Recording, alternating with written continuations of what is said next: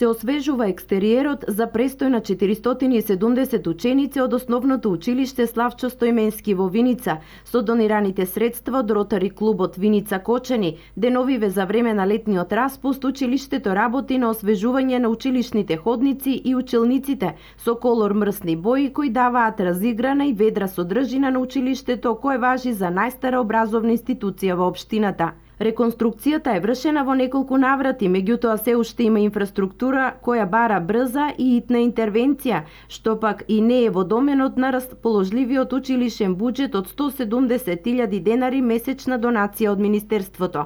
Според директорот Јордан Стојанов, со средствата од Министерството едва се врзува крај со крај за превоз на ученици, за струја, за вода и за тековни трошоци на училиштето, така да сопствени инвестиции тешко се реализираат.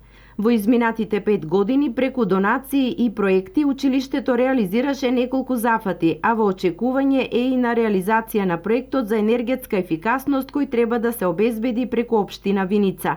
Летниот период во подготовка за прием на новите 78 првачиња ќе се работи на условите за подобрување на грејењето, кое според најавите од нафта ќе премине на пелети.